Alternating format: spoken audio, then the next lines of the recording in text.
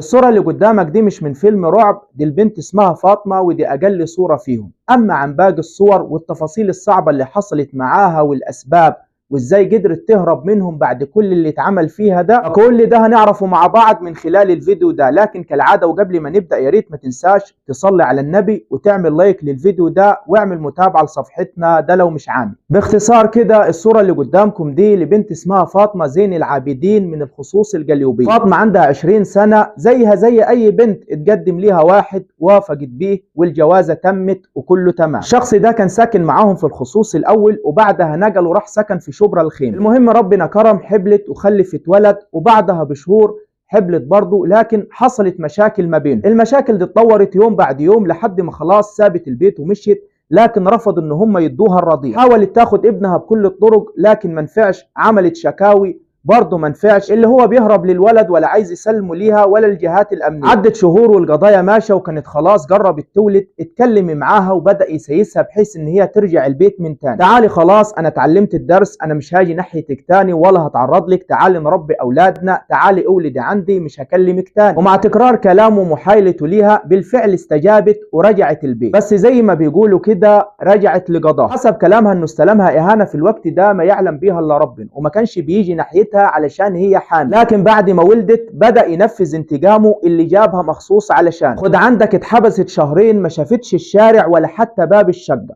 حتى الحمام كانت تدخله بإذن وترجع تاني والعين عليه، اللي هو ما تخطيش خطوة بره الأوضة اللي هي محبوسة فيها غير للحمام وبس. أما عن التواصل بينها وما بين أهلها وبين أي حد فكل ده كان مقطوع. وخلال الوقت اللي هي كانت محبوسة فيه اتعرضت لعذاب ما يعلم به إلا ربنا. اللي حصل في وشها حاجة واللي حصل في باقي جسمها بالكامل حاجات وحاجات. قالت كان رابطني وكان يقلعني هدومي ويتفنن فيه. قالت بآلة حادة وفي جميع أنحاء جسمها الداخلية. الصور صعبة جدا فوق ما تتخيل. من وجهة نظري وحسب الصور إنه بدأ بالأماكن دي الأول والوش آخر حاجة، لأن اللي في الجسم من جوه واضح إنه هو قديم، أما الوش فهو جديد. بس أنا عايز أقول لك إن الجسم بالكامل ما فيهوش ولا أي حتة سليم. وعلشان ما تصوتش ولا تستغيث بحد، مش بس كان رابطها، ده كمان كان حاطط حاجة على بقها. خد عندك برضه تحت التهديد كان بيديها مواد مخدرة علشان ما تحسش باللي بيحصل فيها، وعلشان برضه يحولها المدمن. بالإضافة الفيديوهات ليها بهدوم ومن غير هدوم تحت التهديد بتعترف عن حاجات ما حصلتش وهو مصورها. قالت كان بيخليني أقول كلام ما حصلش معايا ولا شفته تحت التهديد، أقول إن أنا نمت مع فلان وعملت مع فلان الحاجات اللي انتوا عارفينها. وكان بيصور كل ده فيديو وكان بيقول لها علشان لما موتك واخلص منك ألاقي حاجة أطلع منها. قالت إن أهله كلهم كانوا شايفين كل اللي بيحصل فيا وشاهدين على ده، وفيه منهم اللي كان بيحرض إنه يعمل كده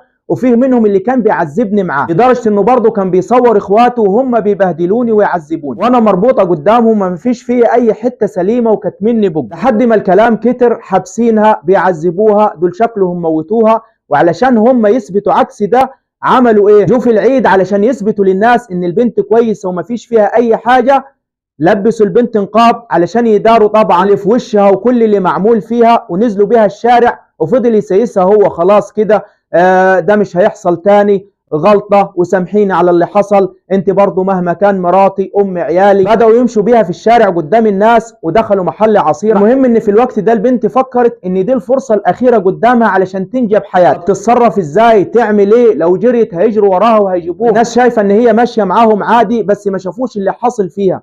فعملت ايه؟ شالت النقاب كده وكشفت عن اللي حاصل فيها وبدأت تصوت وتستغيث بالناس. مسكها هو طبعا عايز يكتم نفسها، مش عايزها تطلع صوت، مش عايز الناس تعرف اللي حاصل فيها، وبدأ يقول لهم لا دي هي اللي غلطانة، انا هسجنها، انا هحبسها، محدش ليه دعوة بيا. عايز برضو ايه بكل الطرق ياخدها ويطلعها فوق. وقعت في الارض وبدأت تصوت وتعافر معاه. الناس اتجمعت طبعا شافوا اللي حاصل فيها واللي هو عمله، قالوا له لا انت زودتها، شدوا معاه. وفي الوقت ده هي لقيت الفرصة اللي تهرب بيها. هي الاول رغم كل اللي حاصل فيها ولما لقيت الناس ما كانتش عايزة تمشي غير لما تاخد اولادها معاها. الناس قالوا لها روحي دلوقتي اعملي بلاغ وخدي حقك واولادك هيرجعوا لي. وبالفعل راحت وعملت محضر وحولوها لطب شرعي، عملت تقارير طبية. بس حرفيا البنت من شعر راسها لضفر رجلها مفيش اي حتة سليمة فيه. يعني اللي حاصل في وشها ده ما يجيش 1% من اللي حاصل في جميع جسمها. ده غير المخدرات اللي شربها لها، ده غير الفيديوهات الصعبة اللي خلاها تعترف على حاجات ما عملتهاش تحت التهديد. عذاب ما بعده عذاب، وحسبنا الله ونعم الوكيل. وفي النهاية بنطالب الجهات المختصة بسرعة القبض على الشخص اللي انا مش لاقي وصفه اوصفه له، مش لاقي كلمه اوصفه بيها فعل. مش بس هو وكل اللي اتعاون معاه من اهله. عايزين نشوف صورتهم خلال ساعات بسيطه منوره صفحه وزاره الداخليه. يا ريت كل اللي بيشوفني دلوقتي وعلشان حق البنت دي يرجع يعمل مشاركه للفيديو ده في كل مكان، واعملوا منشن برضه لوزاره الداخليه. بس كده وشكرا على تعبكم، واستنوني في فيديو جديد اوضح لكم الموضوع وصل لفين. اشوفكم على خير، والسلام عليكم ورحمه الله وبركاته.